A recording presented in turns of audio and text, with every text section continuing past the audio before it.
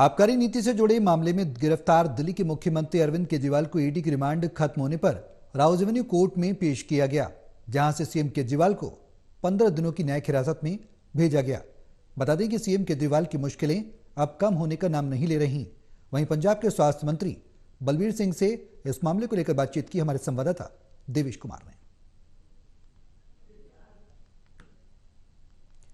तो लगातार सीएम केजरीवाल की मुश्किलें बढ़ रही हैं। पंजाब के स्वास्थ्य मंत्री इस मामले में किस तरह का परसेप्शन रखते हैं, एक बड़ा सवाल है, क्योंकि पंजाब में भी आम आदमी पार्टी की सरकार है।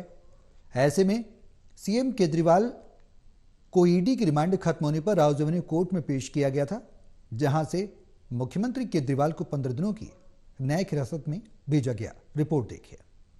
दिल्ली के मुख्यमंत्री अरविंद केजरीवाल को राउज एवेन्यू कोर्ट ने 15 दिन की न्यायिक हिरासत में भेज दिया है। बातचीत के लिए हमारे साथ पंजाब के कैबिनेट मंत्री और स्वास्थ्य मंत्री हैं बलबीर सिंह जी। बलबीर सिंह जी, किस तरह से देखते हो आप, आम आदमी पार्टी के संयोजक हैं, दिल्ली के मुख्यमंत्री भी है और इस दौरान चुनाव भी है, जेल में रहेंगे सीएम? उनको एक राजनीतिक षड्यंत्र के तहत झूठे केस में, जिसमें कोई उनके पास सबूत नहीं है, उसमें पकड़ा गया है।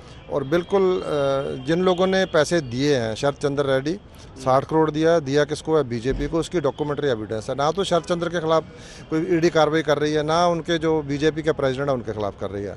वो एक इनोसेंट पर्सन को, जिसके खिलाफ कोई सबूत नहीं है, और दो साल से केस चल रहा है। अभी जब आप कस्टडी मांगते हो, उसका पर्पज़ क्या होता है कि आदमी भागना चाहिए, तो क्या अरविंद केजरीवाल भाग जाएंगे? दूसरा होता है वो एविडेंस ना डिस्ट्रॉय कर दे। ऐसी कौन सी एविडेंस है जो 2 साल से 2.5 साल से इनको नहीं मिली है, उसको जो वो डिस्ट्रॉय कर देंगे? So this is a false case. It's a political conspiracy. There is nothing in the case. You see, it has already happened. In Karnataka, they had D.K. Shiv Kumar. They arrested him. The ED arrested him. Ultimately, he was let off by the Supreme Court. Now, who is responsible for that? You see, even Hemant Soren, Arvind Kejriwal, they are framed in false and you see, without any evidence in false cases, and their case will fall flat. He will be free very soon. But the only thing is that the police, the ED, IT, CBI, they should follow the constitution. They should, you see, follow the rule of the law.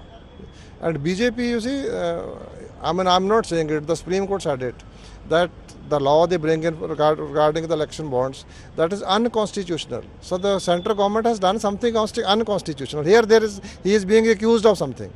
So BJP government did something unconstitutional, and the SBI, the largest bank in the world, I would say, that lied to the Supreme Court so many times. You see, they had to be given a dressing down. Every time, you see, they were given a slap by the Supreme Court. Then ultimately they had to give the data.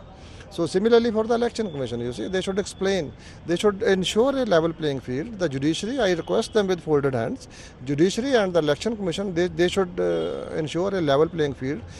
Model code of conduct is enforced. They can do these trials after 2 months, but where is the hurry? What is the hurry? एक बात का जिक्र आपकी तरफ से लगातार किया जा रहा है कि जेल से सरकार चलेगी। बीजेपी कह रही है नैतिकता के आधार पर सीएम को इस्तीफा देना चाहिए। Who is talking about नैतिकता? Who is talking about नैतिकता? BJP is talking about नैतिकता. The party who has got, you see, there are 41 companies who doesn't have any income. They have donated 2,700 plus lakh to 27,100 crores of money to the BJP. So BJP is talking about naitikta after receiving, you see, accusing Ajit Pawar of corruption of 72,000 crores. तो बिल्कुल लगातार जो मुश्किलें हैं फिलहाल आम आदमी party की बढ़ती हुई नज़र आ रही हैं। न्यायिक हिरासत में सीएम अरविंद केजरीवाल को 15 अप्रैल तक भेज दिया गया। लोकसभा चुनाव है और मुश्किल भरा जो दौर है आम आदमी पार्टी के लिए, वो लगातार देखने को मिल रहा है। कैमरामैन शूरवीर के साथ देवेश कुमार, टोटल न्यूज़, दिल्ली।